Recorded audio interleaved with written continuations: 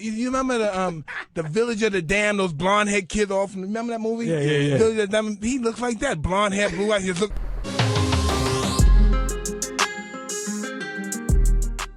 Hello again and welcome back to another one, and today we have a couple of topics to cover, from one that shows a clip resurface of a time before the Mike Tyson and Eminem podcast when Mike Tyson reviewed why Eminem scares him, and this made a comeback since Mike Tyson's been trending due to the fight, and we'll get to this in a moment. Today we also have more from Dr. Dre, as after all the crying in interviews, all the switch-ups, all the dissing Eminem and downplaying Dr. Dre's impact in his career, Dr. Dre still decided to throw some shade at the game even after his press run. As we all remember, he went on and on about how he was hurt that he was left out of the Super Bowl. LA, all around the Super Bowl, and I don't get the call. All right, listen, I was hurt by that. Thank you. And we'll expand on this in a bit. Today we also have what looks to be Snoop Dogg facing some backlash for his recent comments on politics, and this has got some calling Snoop Dogg a flip-flopper right now. And as you'd see in a moment, Diddy parties is now part of our lexicon. When you want to warn future generations looking to make it in the entertainment industry. So stick around, it is a lot to unpack in this one today. And here's what we are talking about when it comes to the Diddy parties becoming a permanent fixture in our lexicon mixture, as actor Terrence Howard was recently on the Forbidden Knowledge podcast, and he was asked about the challenges he faced coming up, and the same way younger people are warned to stay away from drugs, we got Terrence Howard pulling the stay away from Diddy parties. Check out a snippet. What are some of the challenges you might have faced even in the early stages, maybe even growing up in acting? Well, the first challenge is surviving the black neighborhood, surviving the disenfranchisement, surviving not having a sense of self. How do you know where you're going when you don't know where you've been, where you've come from? You don't know who you are. Your uncles and your father, they're having to do nefarious things in order to survive and pay for you, because we live in a system that's not balanced. How do you maintain your morality in a world that's dark and immoral? How do you avoid the puffy parties? How do you avoid the Epstein ultimate effect, where you gain so much power that you lose your sense of self? How do you stay connected to the earth and to your spiritual responsibility? That's been one of the biggest challenges out of everything.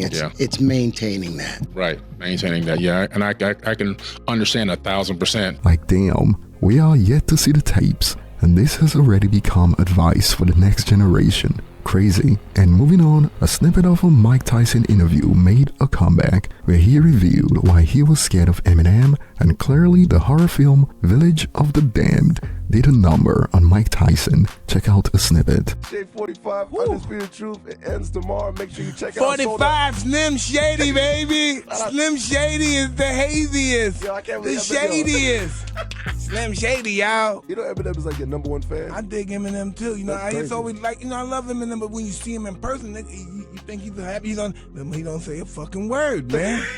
If I want to say hi, but the motherfucker, he like you remember the Village of the Damned, those blonde head kids off? Remember that movie? Yeah. Village of the Damned, he looks like that. Blonde hair, blue eyes, just looking straight at a motherfucker. You don't know if he's like those little kids. He start thinking shit, your hands start crippling up. Village of the Damned. Remember those little blonde head kids? I don't know. He's one of them little evil motherfuckers. Get me all twisted up and having arthritis. We gotta get them in the room. Oh, That's shit. it. Eminem and I'm making the call. Yeah, The Blade, Mike Eminem Tyson. still Blade, that he has went rehab for real. He's done, man. Good man. So Good happy. man. We should send Eminem this skit right here. Oh, absolutely. Eminem. Get it But up, listen, up. you look at the movie Village of the Damned, and you see a little blonde head, I know blue what eyed you're kid. talking They don't about. give a fuck. You say something to them and try to stop them, they can car flip over on your ass. Little good looking kid, little bad motherfuckers, right? Little badass little white fuckers. And it was certainly a missed opportunity that when they finally got the chance to chat on Hot Boxing with Tyson, this wasn't brought up, although we still got a banger when Tyson made a comment that's bound to make Dr. Umar pop a blood vessel. This is really good. We know you don't do this stuff, and this is really cool. You don't have to thank me, man. It's equal. Like, you coming here is like such a big... We were talking about it, and it was in the treatment. Mike Tyson knocks him out, and I'm like, we're not gonna get Mike Tyson. We can't get Mike Tyson. I'm like, if we get Tyson, like, that's the top of the fucking food chain. That's how we feel about you. We feel like, God, this is the biggest fucking interview. I interviewed everybody. Tony Robbins, all these fucking interesting guys and stuff. This is the best one. But this might be my biggest interview right here. You're the man, dude. Thank you. Thank you, bro. Thank you, man. And you're not no guy somebody gave anything. Everything you got was fucking not even given to you, fucking slave for it. You know what I mean? You're the only white guy that knows what it's like to be a nigga. Not sure how to answer that. But, yeah, nah, man, it's... Few white guys that know that pressure, like, fuck, I ain't shit. They ain't doing me like, they treating me like a fucking nigga. I bet he probably said the fuck blacks get treated better than me. I mean, you know, we all got our story. Yeah, we do. Yeah. You're the only white guy that knows what it's like to be a nigga.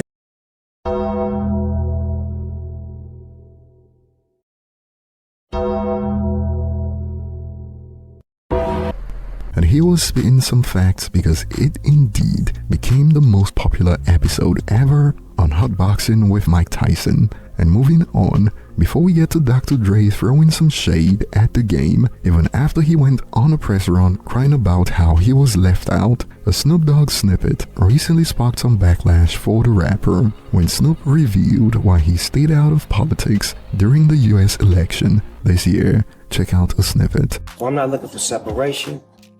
I'm not looking for division. I'm looking for people to come together. And I just want to say this. When all of the hoopla was going on with the voting, notice I was nowhere to be seen. I wanted it to be like that.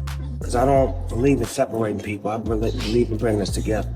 Once they figure out who's in there, bring us together. Because if you picking and choosing, now I got to make people mad at me because I chose this or chose that. I don't choose neither one. Because honestly, I don't represent the Republican Party or the Democratic Party. I represent the motherfucking gangster party. That was a bar.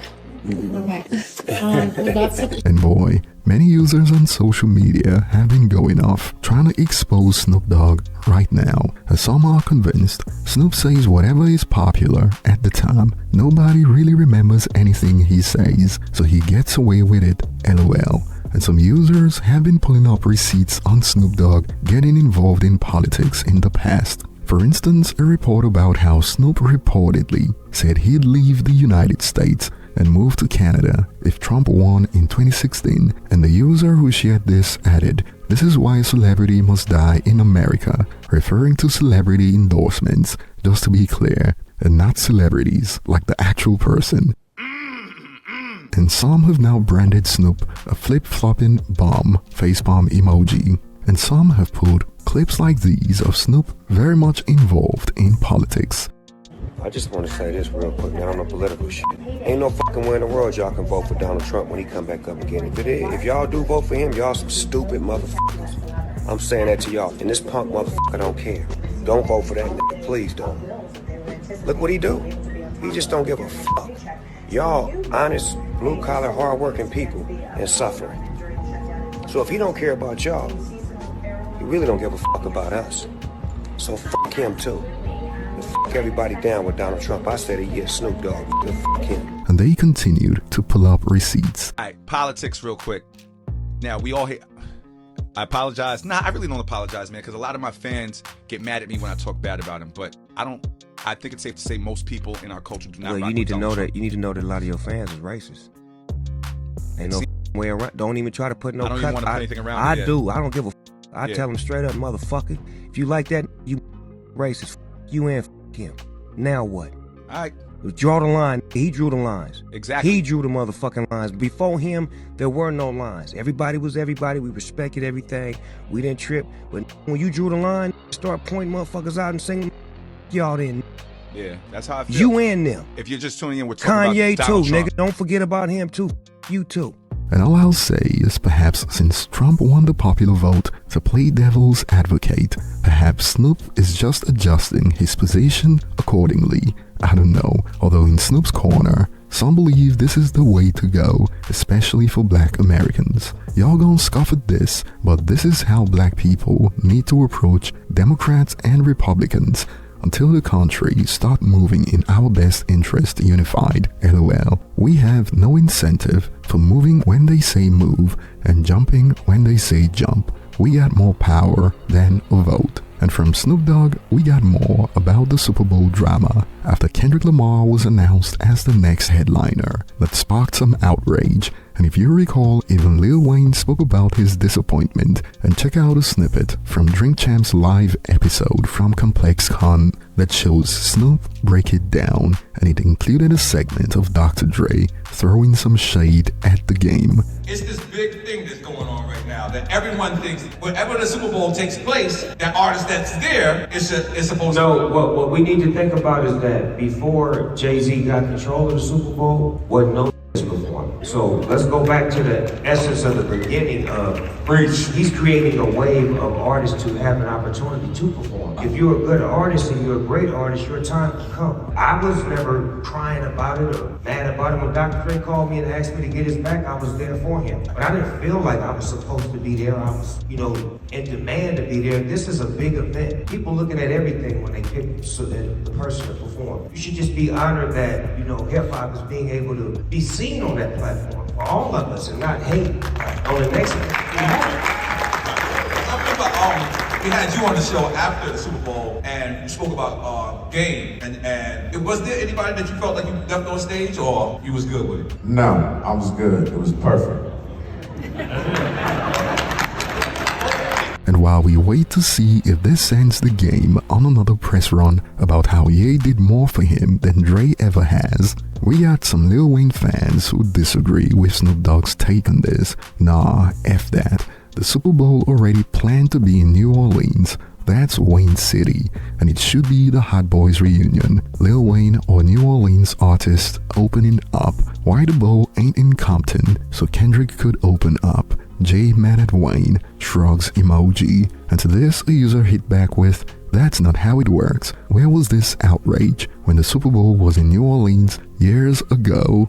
Y'all just wanna cry and moan." And some Nicki Minaj fans also came for Snoop, pointing out that he failed to mention the politics behind the scenes since Jay-Z took over. He performed at the Super Bowl. I don't want to hear nothing he has to say. Did he speak about the M50 situation? Because I know he know about it. And for those who don't know, this user is talking about when 50 Cent confirmed the rumors that Jay-Z tried to stop him from performing at Dre's halftime show. But over to you guys. Share your thoughts below. Thanks for watching and see you on the next one.